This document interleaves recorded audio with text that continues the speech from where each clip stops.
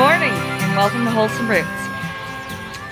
Well, Ryan and I completely forgot to separate the kids from the mamas last night, so hopefully tonight we'll remember and we'll get them separated so that we can get a bunch of milk for some cheese, because we all know we love some cheese in this house, especially when it's made from fresh raw goat milk. Oh, to die for.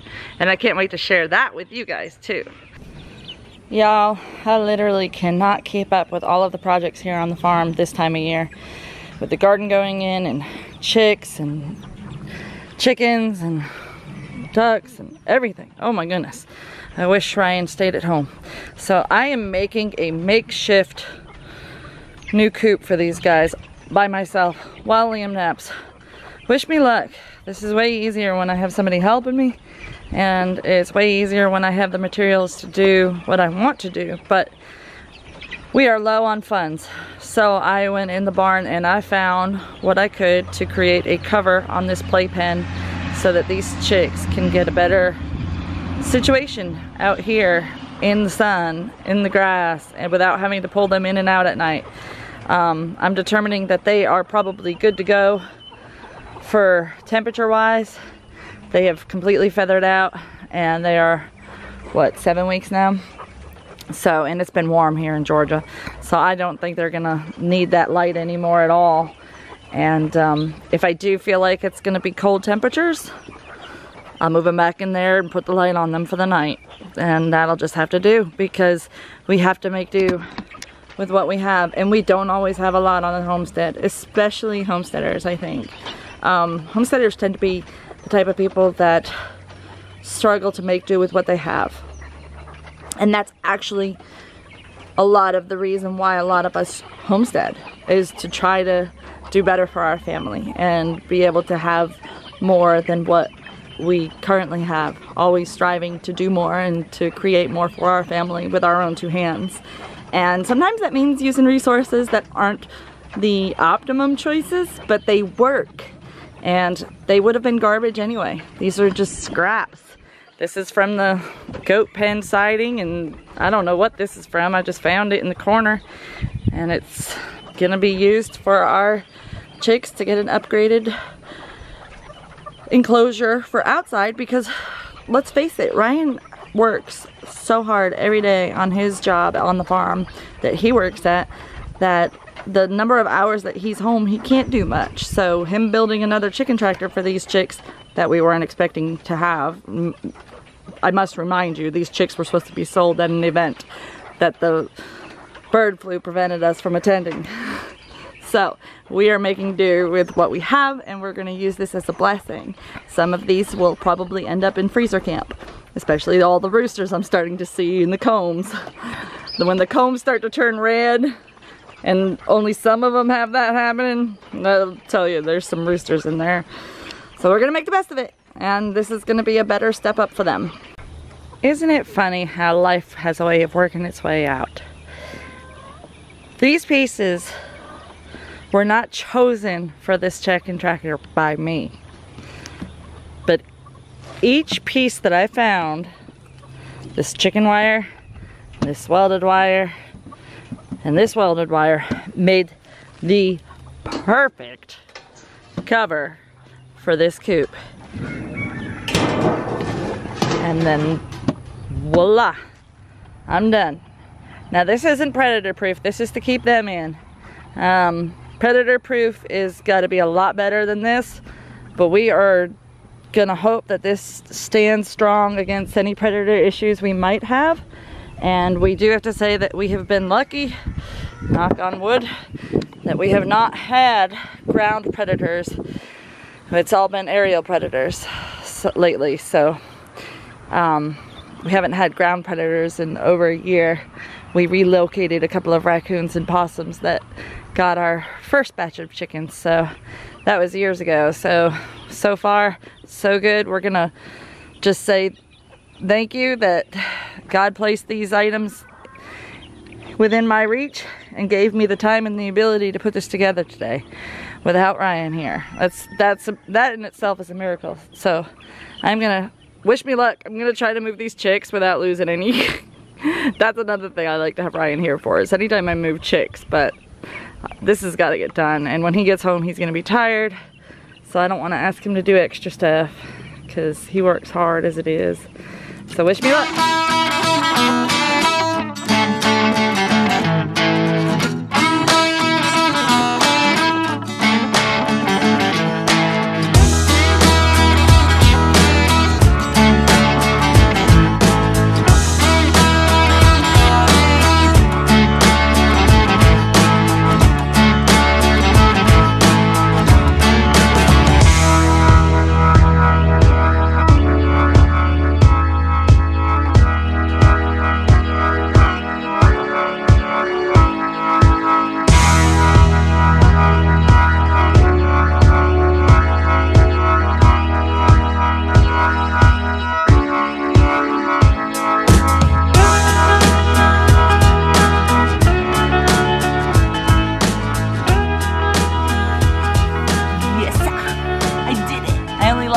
And I caught it really quick.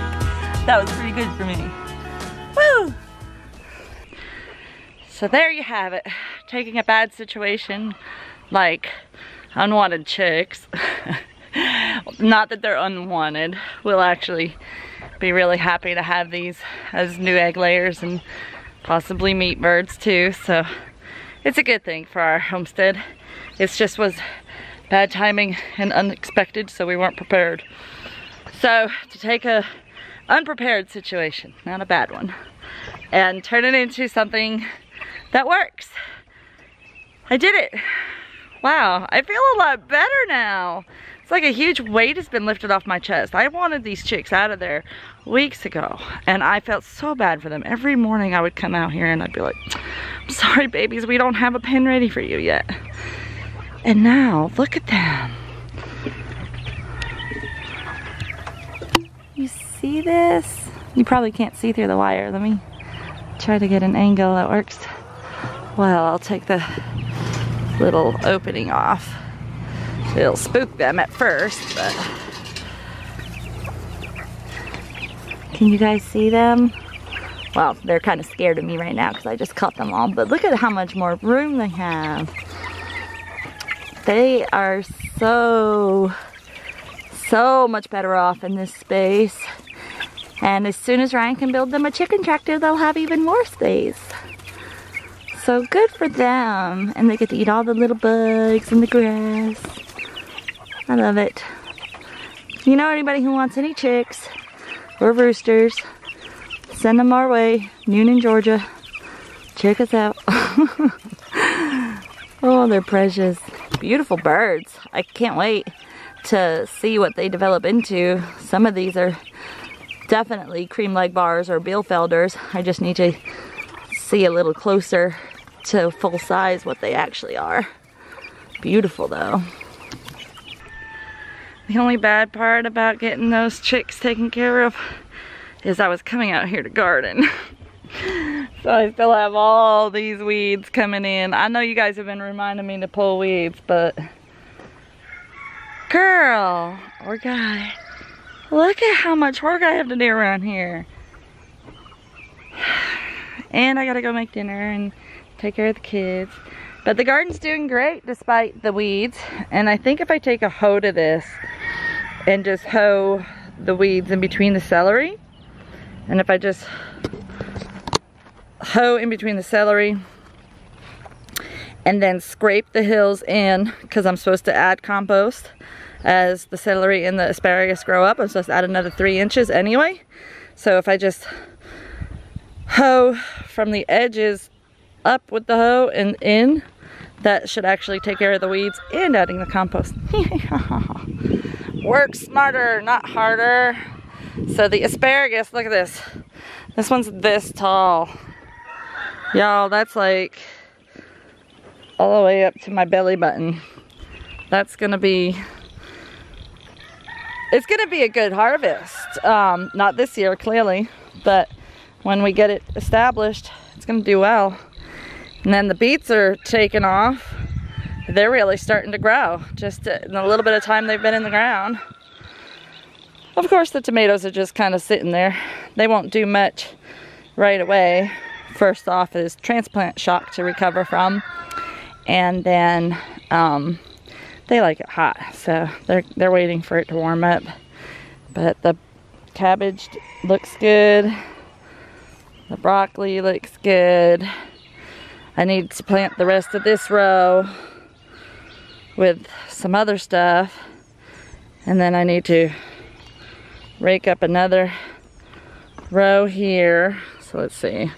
1, 2, 3, 4, 5, 6, 7. I think we can get 7 decent rows in the area that we tilled with the tiller. And then if we work even harder, we could fit in a whole nother couple of rows in here. It's just gonna be a lot of work to get the dock and the grass out, but there's really rich compost soil under it, so maybe we'll get to borrow a tiller again. That's really what we need. We need to get our tiller fixed. We just need a carburetor for it, and somebody that knows where to get the carburetor, what kind of carburetor, how to put the carburetor in, that can help us. Because, yeah, that's not our expertise. So this looks good, huh? It's gonna look good anyway.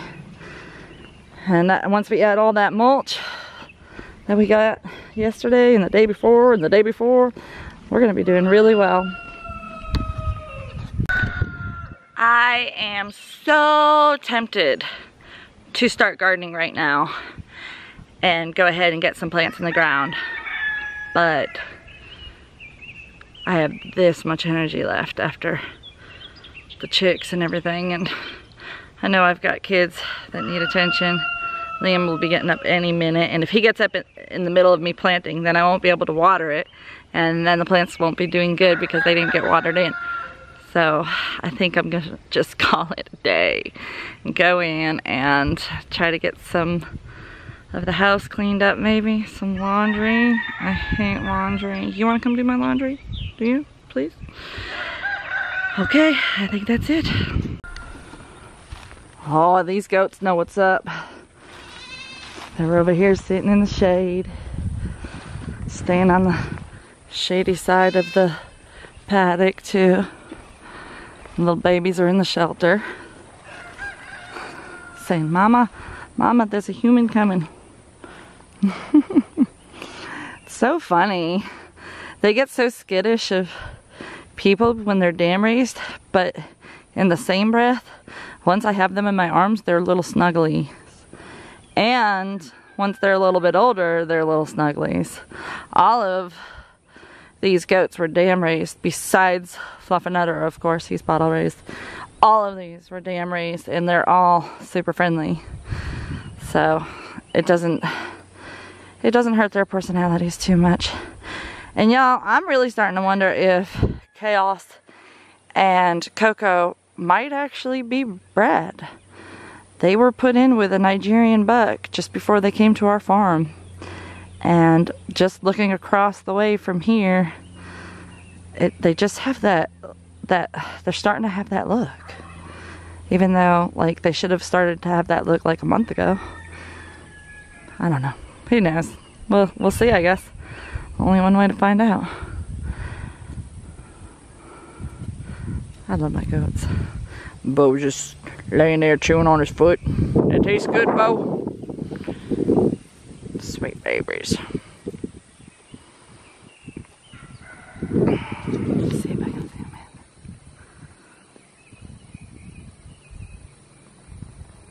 in.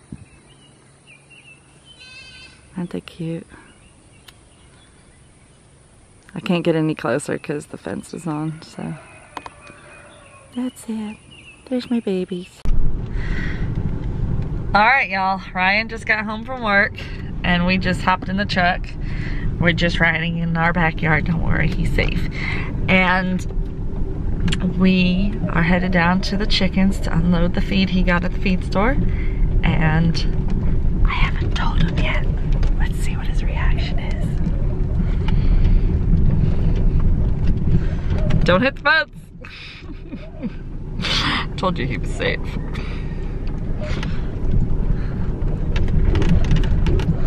Yeah.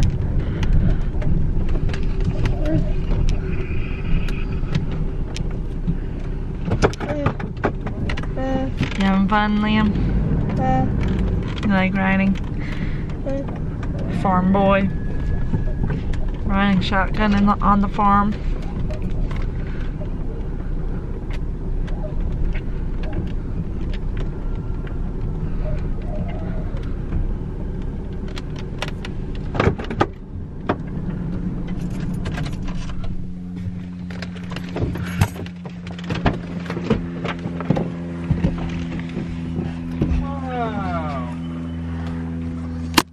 All the chickens in the pen. What do you think? Wow, I'm happy. Wow, you guys actually got some room to move around now. Happy chicks. Touching the actual ground too. I think they like it. They were smiling. How did I do? Fantastic. With what I had to work with. Look at this. That worked out great. I was like, okay, I gotta find something. And I just found pieces and worked it together and finagled and made it work. It actually ended up being just like a puzzle pieces. They all fit together perfectly. Like it was meant to be. I'm gonna go see if there's any more of that green stuff to put on top to give them a little bit more shade. Should be. This boy, you gotta keep an eye on him. He just takes off now. He's so independent. He's like, oh, I'm going up to the house. See you later. And if he knows that you're coming after him, he runs. He runs. Where'd he go? Where'd he go? Where's that boy? I got you, I got you. I got you. And there he is. Ah, we didn't even close the door. So once again, thank you for watching. Please like, share, and subscribe. And we'll see you next time on Wholesome.